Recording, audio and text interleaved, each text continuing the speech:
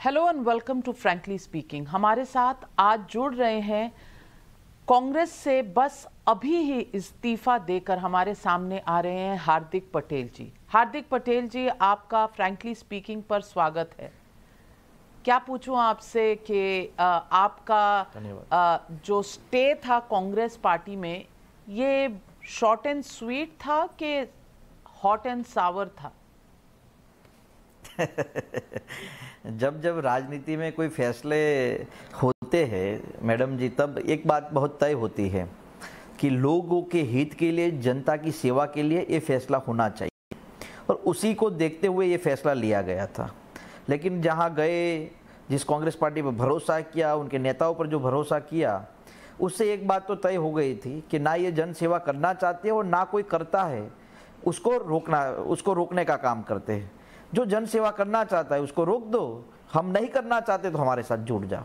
और ये काम हम नहीं कर सकते थे। हम आंदोलन के जरिए निकले थे, लोगों ने हम पर उम्मीद देखी थी, हम पर भरोसा किया था, और हमने कहीं ना कहीं गुजरात के भीतर एक अच्छी उम्मीद को खड़ा करने का काम किया था, जो कांग्रेस को इनडायरेक्टली डायरेक्टली 2017 में फायदा किया था और मजबूत विपक्ष की भूमिका में आई थी।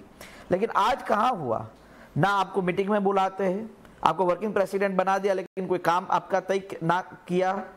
कहीं ना कहीं सिर्फ अपमान। और हमारे परिवार में और हमारे कई साथी कहते कि अगर जहां सम्मान ना हो वहां अपमान नहीं होना चाहिए। तो हार्दिक जी, ये सब आपको पहले से पता नहीं था? क्योंकि 2017 आप पॉलिटिक्स में आए थे और 2019 का चुनाव हुआ था।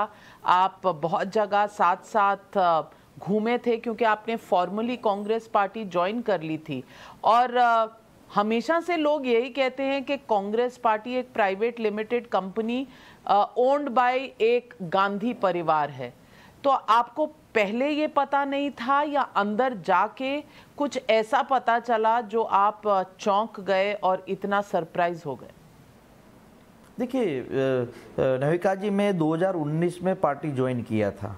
2015 से लेकर 2019 तक मैं इंडिपेंडेंट रहा, जनता की आंदोलन किए, जनता की सेवा की, और हमारे आंदोलन के कारण अनेक योजना गुजरात के लोगों को मिली। कांग्रेस में ज्वाइन होने का रीजन ये था कि हमें ऐसा था कि यार हमारा कोई पॉलिटिकल फैमिली है नहीं, पॉलिटिकल परिवार नहीं है, चलो राहुल गांधी जी हमें प्रोटेक्ट करेंगे, इसीलिए हम पॉलिटिकल पार्टी ज्वाइन किया। पहले दिन से जो विपरीत परिस्थिति हमारे साथ होती थी, हर दिन हर मुद्दे को लेकर हम राहुल जी को मुद्दा बताते रहते कि आज इन लोगों ने ये किया है, आप थोड़ा देखिएगा। कोई रिस्पॉन्स नहीं, कोई जवाब नहीं। लगातार हम अपनी परेशानी पार्टी के भीतर जो थी वो राहुल जी तक पहुंचाई, लेकिन उन्होंने कभी स्टैंड नहीं लिया। तो हम जो उस भरोसे से आए थे, उस भरोसा तो हमें काम करने नहीं दे रहा था, वो तो प्रोटेक्ट नहीं कर रहा था। बात रही, जब कोई लीडर दिल्ली से गुजरात आता है तो उसकी जिम्मेवारी होती है कि यार जो लीडर्स है यहाँ के स्टेट के, उन सबसे 1 by 1 मिल लिया जाए। कभी भी 1 by 1 मिलने का मौका नहीं दिया गया, या ना 1 by 1 मिलने का काम किया। गुजरात में 2017 के चुनाव में 82 सीट्स कुल मिला के कांग्रेस की आई थी। आज कितनी है मालूम है आपको? 65। यानी कि आपके इतने विधायक चले गए, तो आपने कभी एक साथ सभी विधायक से बैठने का काम नहीं किया। जो 4 साल से मैं कह रहा था कि आप सभी विधायक से मिलिए, वो काम अभी दाहोद में 10 दिन पहले जब आए थे तब पहली बार हुआ। तो जब आप जनता के हितों के लिए काम करना नहीं चाहते, उनकी मदद नहीं करना चाहते, उनके लिए खड़ा नहीं होना चाहते, तो आप कैसे ये विश्वास करते कि गुजरात की जनता आपको मौका देगी, आपको सहयोग देगी?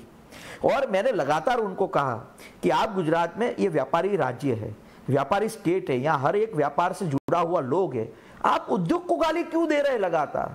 कोई व्यक्ति अपना उद्योग बड़ा कर रहा है तो वो अपनी मेहनत से कर रहा है। आप ये बोल दोगे कि तुम्हें सरकार ने मदद की इसलिए तुम खड़े हो गए। अरे नहीं, 2014 से पहले भी अदानी अंबानी थे, 2014 से बाद थोड़ी ना आए, पहले भी थे ना वो। तो आप लगातार व्यापारी के नाते, एक गुजराती के नाते आप सिर्फ गाली देते रहोगे तो ये ठीक नहीं है। हार्दिक पटेल जी, आपकी राहुल गांधी के साथ कितनी इंटरैक्शन होती थी? आप उन्हें कितना मैसेज करते थे या बात करते थे, या अगर वो गुजरात आते थे तो आपके साथ कुछ समय स्पेंड करते थे? आपके इंटरैक्शन कैसा होता था? कि आज तक उन्होंने कभी भी गुजरात के मुद्दे पर गंभीरता से बैठकर बात करने का प्लान ही नहीं बनाया। मिलना एक तो बात अलग है, प्लान ही नहीं बनाया कभी।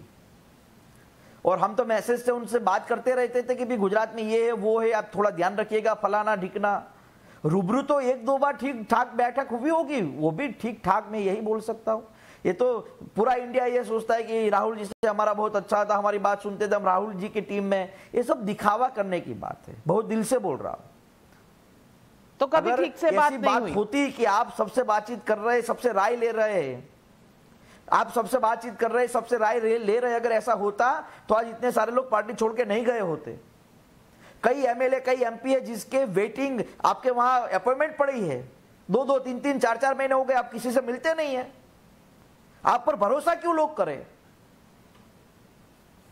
आपने अपनी रेजिग्नेशन लेटर में लिखा है कि जितने लीडर हैं वो गुजरात में वो चिकन सैंडविच के इंतजाम में ज्यादा लगे रहते हैं। तो ये चिकन सैंडविच का शौक किसको है कांग्रेस पार्टी में? वो तो सबको मालूम है। जो पार्टी के नेता यहाँ प्रचार में आते हैं तो यहाँ की लीडरशिप उनको मुद्दे कम और अपने खाने पीने की व्यवस्था में ज्यादा लग जाती है। जो हकीकत है वो तो लोगों को सबको मालूम है। और यही तो दुख लगता है कि आपको चापलूसी करने का टाइम मिल रहा है, लेकिन यहाँ के लोकल मुद्दे पर उनसे बात करने का मौका नहीं मिल रहा।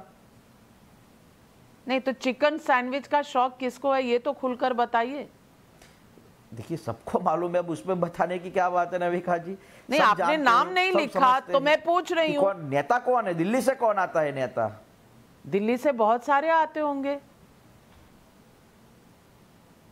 किसकी बात कर रहे हैं? नाम तो बताइए। राष्ट्रीय नेता तो वही है, राहुल जी आते होंगे गुजरात, उनके लिए सब व्यवस्था होती होगी। अच्छा, तो वो उनके लिए अलग मेन्यू होता है चिकन सैंडविच का? हाँ, बिल्कुल। पार्टी के सब यहाँ के लोकल नेता होते बस उसी में व्यस्त रहते हैं। अगर मुद्दों पे व्यस्त रहे होते तो राहुल जी की एक एक बात गुजरात की जनता के मुद्दों के आधार पे होती। सिर्फ उद्योग और रफाल और मोदी जी को गाली देने पर नहीं रहती। सिर्फ कभी मुद्दे पर, कभी समाधान पर बात हुई नहीं हुई। तो हार्दिक पटेल जी, मैं आपसे पूछना चाहती हूँ कि मोदी जी के खिलाफ तो आपने भी बहुत बोला था 2019 के चुनाव में। मुझे याद है आपने कई वक्तव्य दिए थे। आपने अमेठी आप गए थे, अमेठी में लोगों ने आपकी बात नहीं मानी क्योंकि आपने वहां कहा यहाँ तो राहुल जी हैं, जन्मों से यहाँ पर हैं, उनका परिवार यहाँ पर है, टीवी वाले एक्ट्रेस को क्यों वोट देना है, ये तमाम बातें कही थी। आज थोड़ा सा उस पर बुरा लग रहा है कि आपने जिनको इतना सपोर्ट किया, जनता ने भी आपकी बात नहीं मानी और आपके समझने में कहीं कोई गलती हुई। देखिए वो तो कहावत है ना कि जब तक आप नजदीक से किसी को नहीं जानोगे तब तक आपको पता नहीं चलेगा। जब गए 3 साल बिगाड़े अपने राजनीतिक और सामाजिक जीवन के 7 सालों में से 3 साल बिगाड़े, तब जाके पता चला कि लोग इनको इसीलिए तो पसंद नहीं करते क्योंकि ये जनता के मुद्दों के साथ खड़े ही नहीं रहते। वो चाहे जनता का मुद्दा राम मंदिर का हो, एनआरसी का मुद्दा हो, 370 का मुद्दा हो, किसी भी मुद्दे पर कांग्रेस के साथ कांग्रेस खड़ी ही नहीं रही, और कांग्रेस नहीं रही तो जनता इनके साथ खड़ी नहीं रही। तो ये जो जीएसटी का मुद्दा है, इसके खिलाफ तो आप भी बहुत बोले थे, और जीएसटी तो 2017 में हुई थी, तब उसके बाद आपने कांग्रेस के साथ हाथ मिलाया था।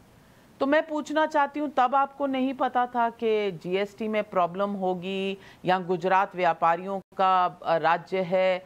आज आपको ये बात समझ आ रही है, ये क्यों?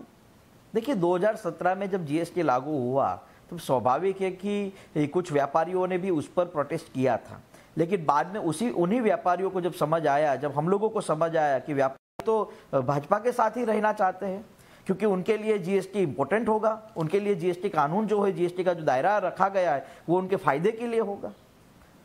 मैं वही तो बोल रहे हैं कि जब समझ आया तब देरी हो गई थी।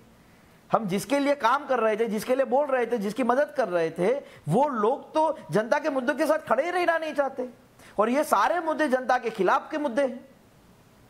तो हार्दिक पटेल जी, आपने अगर माइंड मेकअप कर लिया था तो कांग्रेस के लोग कहते हैं कि आपने सूरत के म्यूनिसिपल चुनाव में कांग्रेस को हरवा दिया, आप दूसरी पार्टियों के साथ मिलकर एंटी कांग्रेस गतिविधियां कर रहे थे, उन्होंने फिर भी आपको वर्किंग प्रेसिडेंट रखा। तो सस्पेंड कर देना चाहिए ना, क्यों नहीं किया?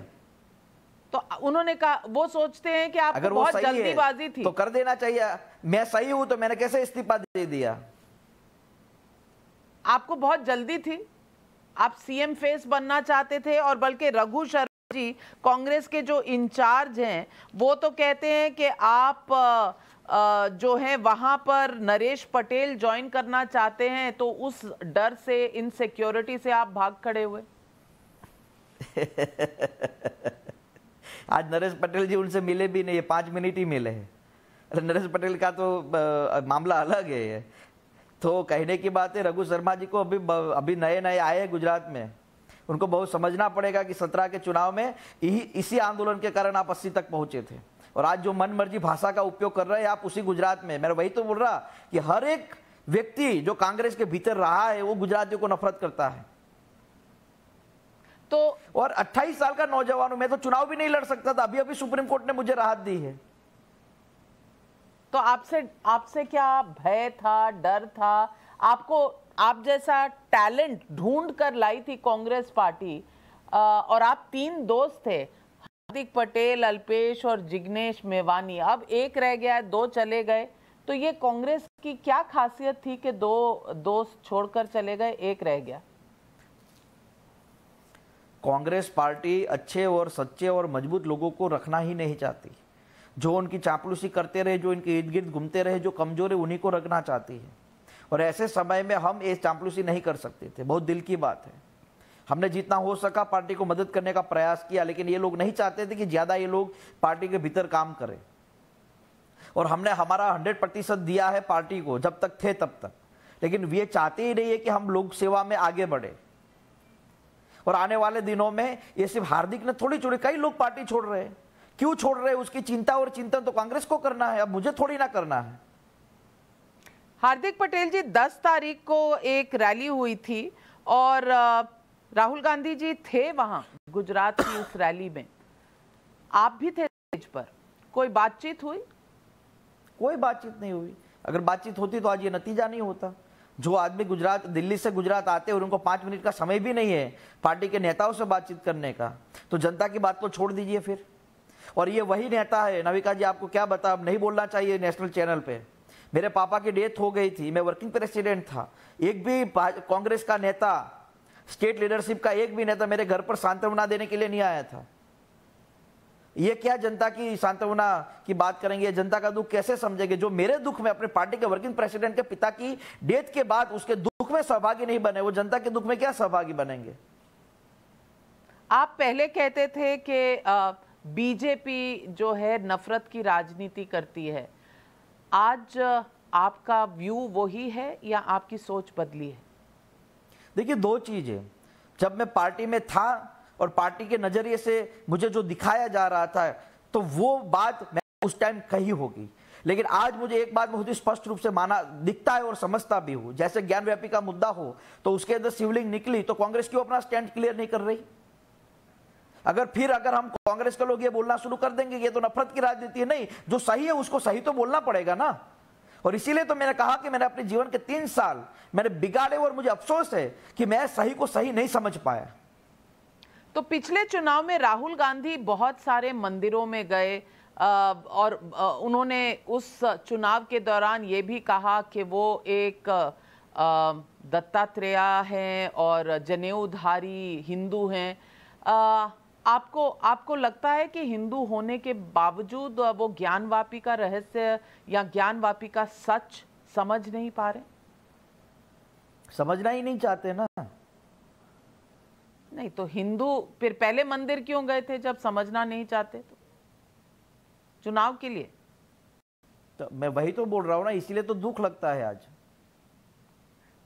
राहुल गांधी जी आज फिर विदेश यात्रा पर निकल रहे हैं रात को। मैं आपसे पूछना चाहती हूँ, ये विदेश यात्रा पर जब जाते हैं तो ये क्या पार्टी के अंदर आप जैसे नेताओं के बीच में चर्चा का विषय रहता है कि हमसे मिले नहीं, विदेश चले जाते हैं, अवेलेबल नहीं होते पार्टी के लिए?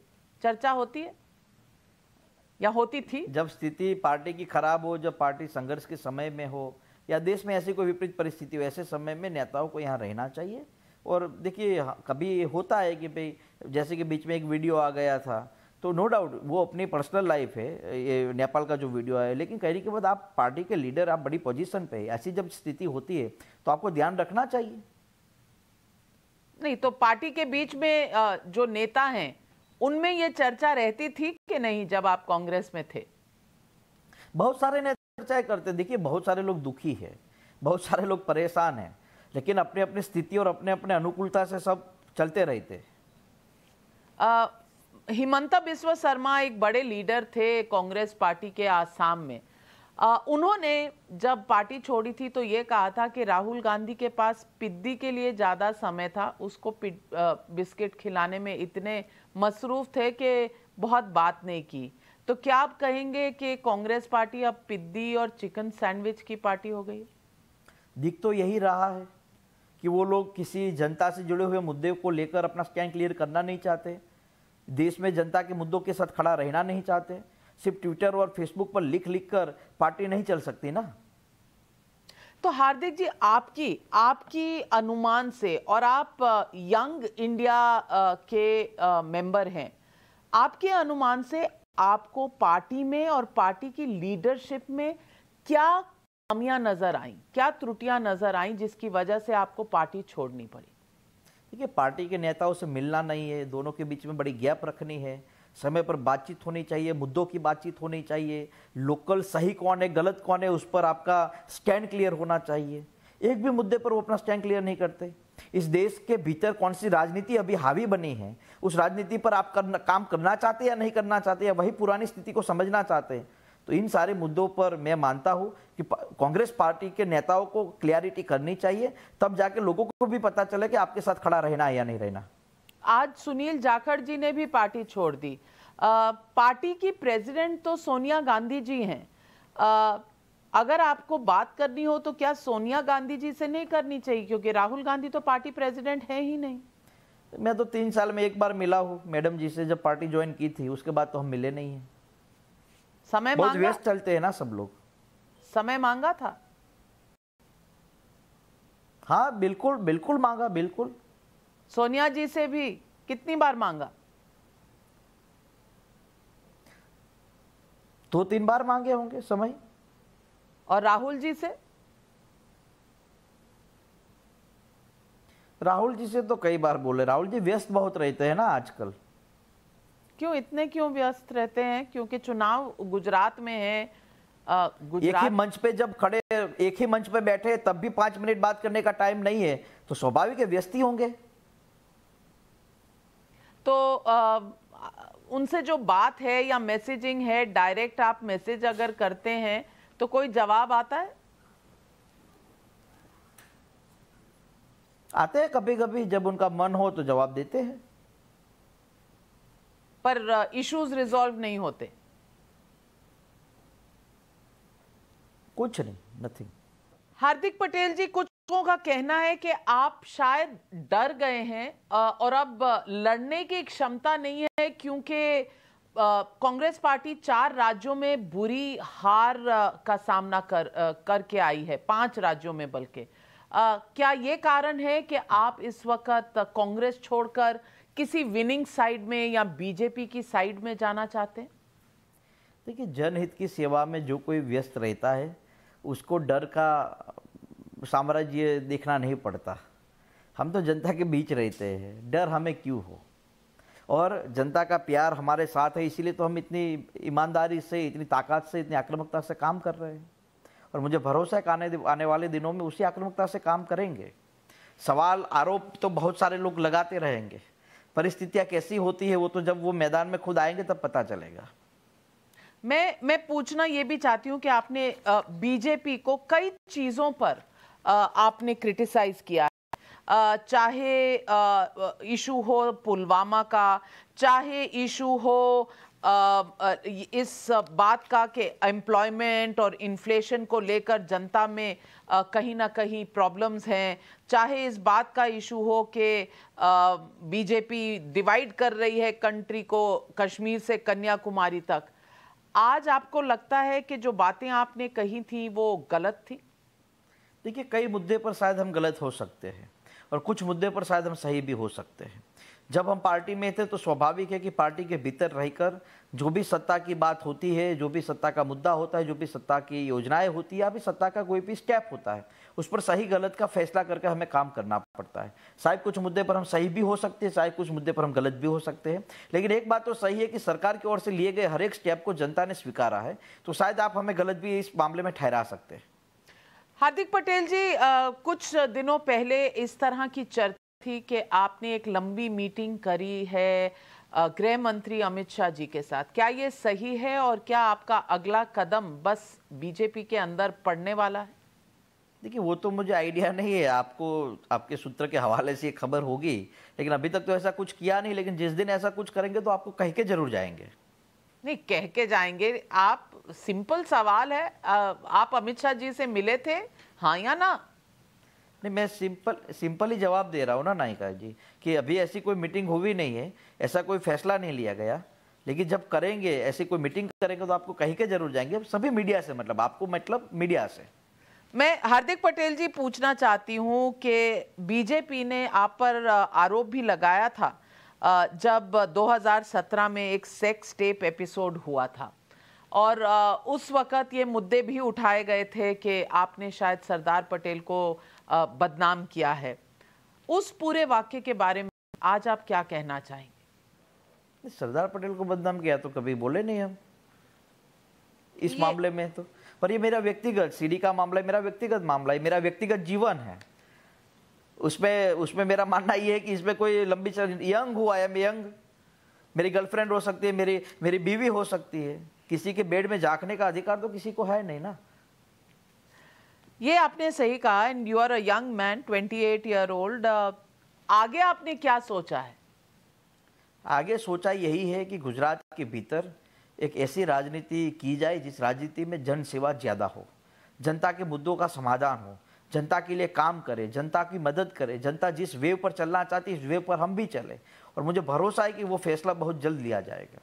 और हार्दिक पटेल जी, जाते जाते क्योंकि आपको अपॉइंटमेंट नहीं मिलता था, राहुल जी के लिए कोई मैसेज देना चाहेंगे? नहीं, हमने पहले भी कहा है, अभी भी कहा है कि राजनीति का काम होता है 24 घंटे लोगों से मिलना, लोगों से बातचीत करना। अगर वही आप काट दोगे तो जनता या कोई भी नेता या कोई भी सेकंड लीडरशिप का कार्यकर्ता आप लोगों को पसंद नहीं कर सकता। मुझे ये बताइए कि कांग्रेस इस वक्त डिक्लाइन में है, ये तो कांग्रेस भी अब मना नहीं करती, पर कांग्रेस का रिवाइवल कैसे हो सकता है और कब हो सकता है और कौन कर सकता है?